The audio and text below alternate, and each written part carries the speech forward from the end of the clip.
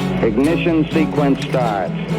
6, 5, 4, 3, 2, 1, 0. Liftoff. We have a liftoff.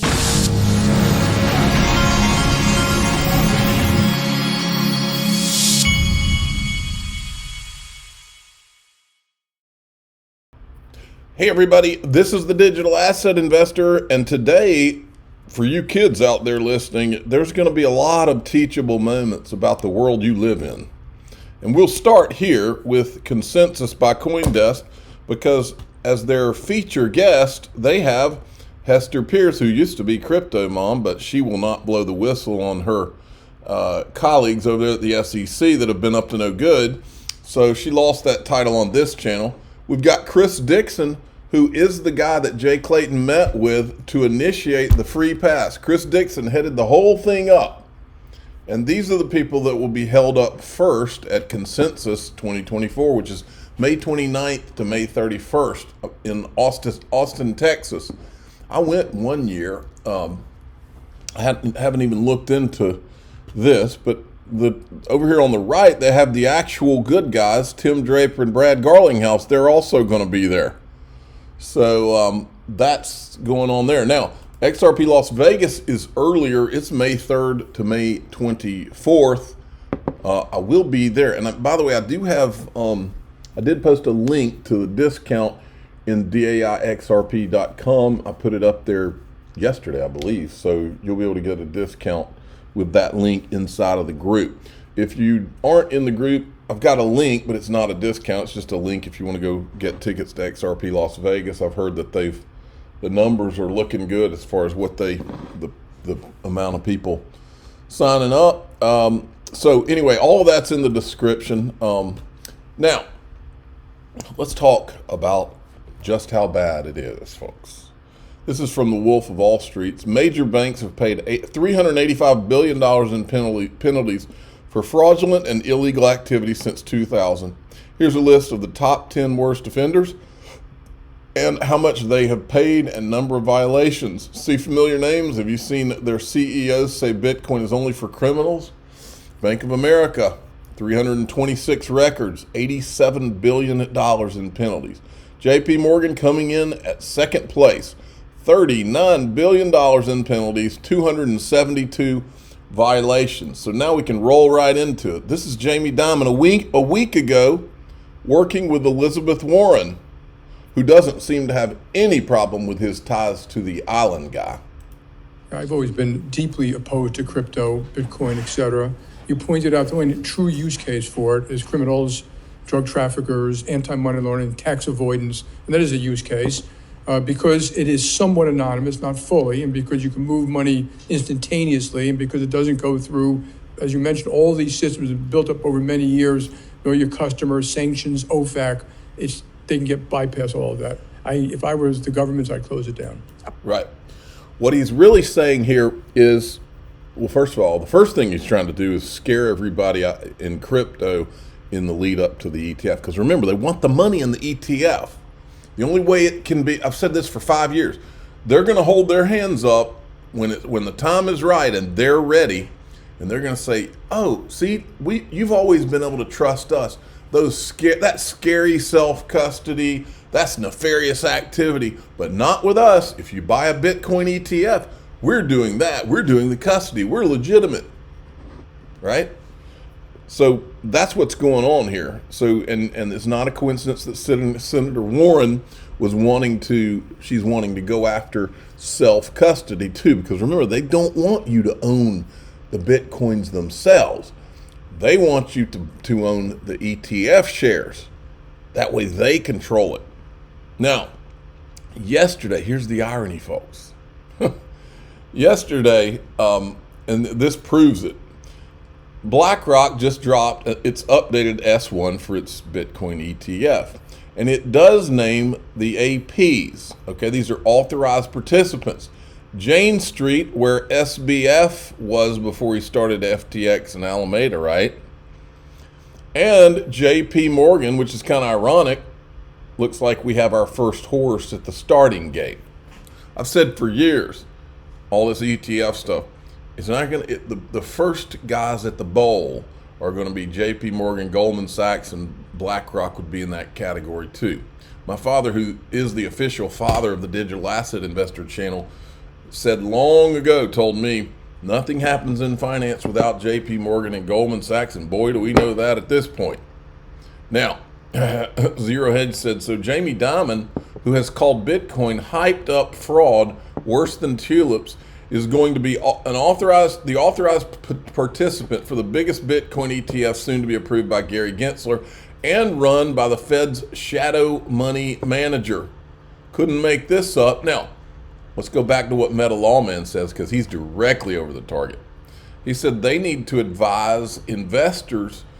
He says all the S1s for the Bitcoin ETFs using JP Morgan as authorized participant, they're missing a key risk disclosure.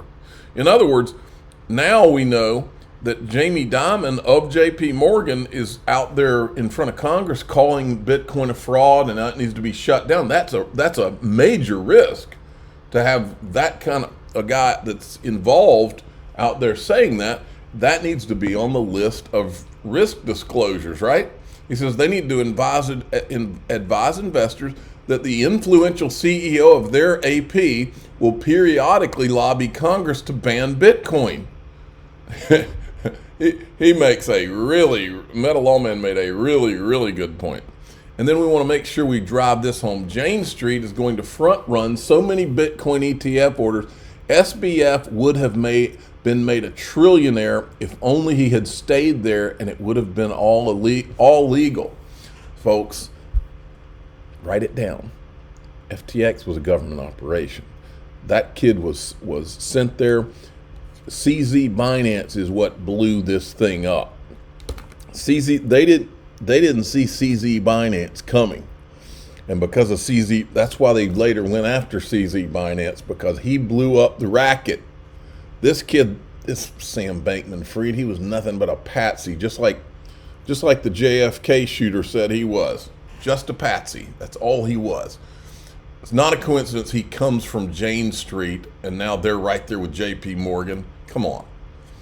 And then this is happening a lot right now too, and it looks like these Forbes articles are being written by AI, because they keep pumping out these same articles, and the articles look like that somebody has actually said, all right, create me an article that has XRP in there, that has Bitcoin, Ethereum, Solana, and talks about how Wall Street is coming into crypto, and they're all like that. There's not much substance to them. I'll show you this one. It says 16 trillion by 2030. Crypto now braced for a 2024 JP Morgan Wall Street earthquake amid Bitcoin, Ethereum, Solana, XRP price boom. And here's the article right here. But these things, it looks, these articles are so light on any kind of substance, and they keep popping up.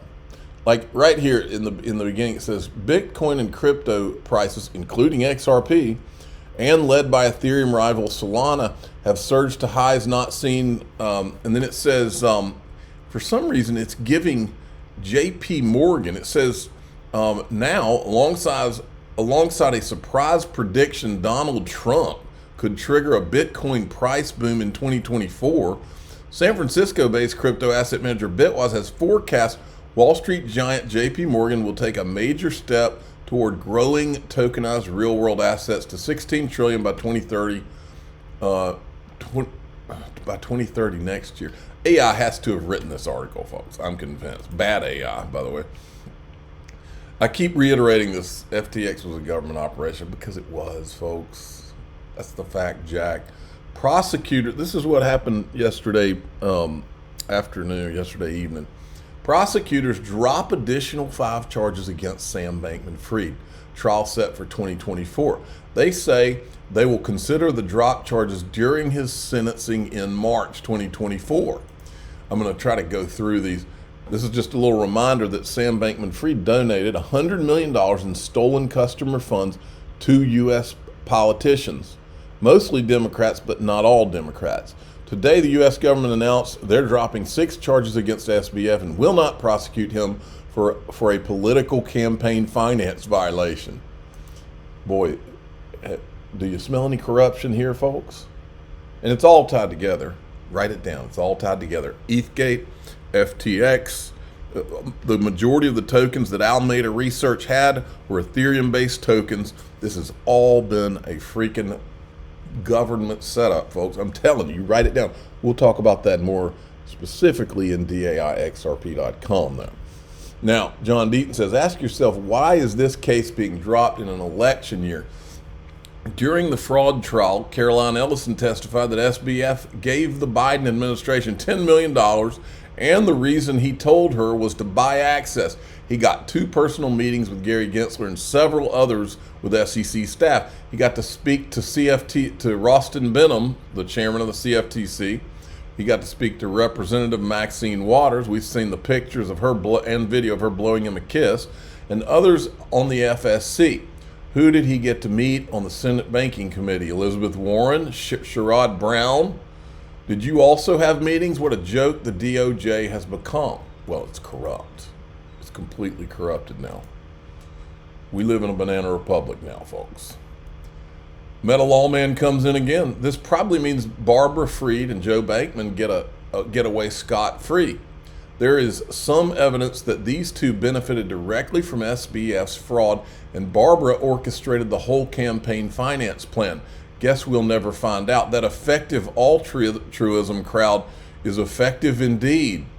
And I just wanted to remind everybody that his parents bought $121 million worth of Bahamas real estate with stolen funds, right?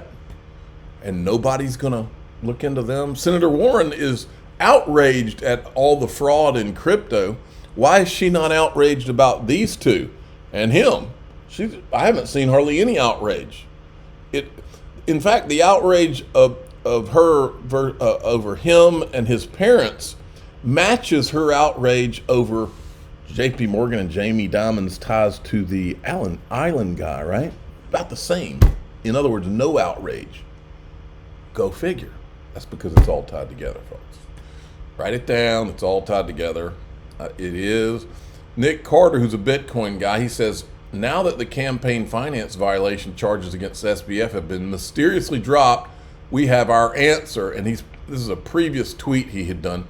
At a certain point, we're going to have to investigate whether Barbara Fried is being protected from prosecution because she is a Democrat dark money bundler. The SBF family from hell is massively wrapped up in dim politics. But Ma Almeida donated to Republicans too is cope. They are dark money operatives through and through.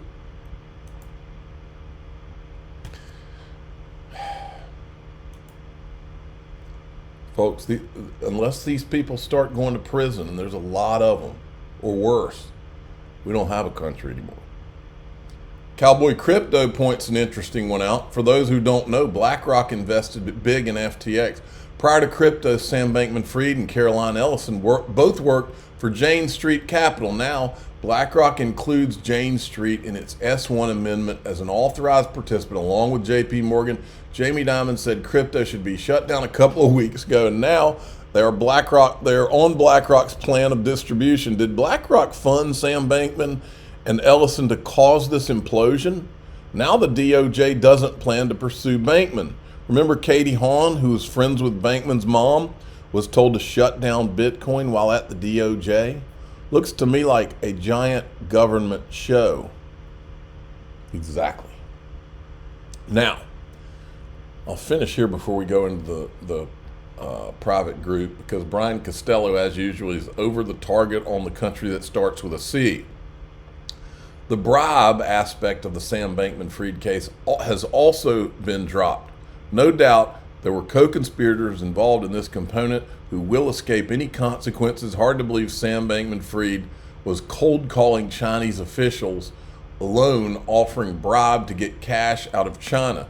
You can bet he was provided a list of which Chinese people, and the question is, which Chinese officials to contact. My question is, who provided him? You know, we're worried about the list from the Island guy that's coming out in early January, but who provided him with the list of Chinese officials he needed to talk to? And how did they know? All right, in DAIXRP.com, we're going to tell you what's really going on here. This is all tied together, and we're going to go into it. I'm the digital asset investor. I'm not an investment advisor. This is for entertainment purposes only. Please subscribe, hit the like button. Tell your friends and family that today is the Auburn game, and you need to pull for Auburn. And you need to go check out daixrp.com. All right,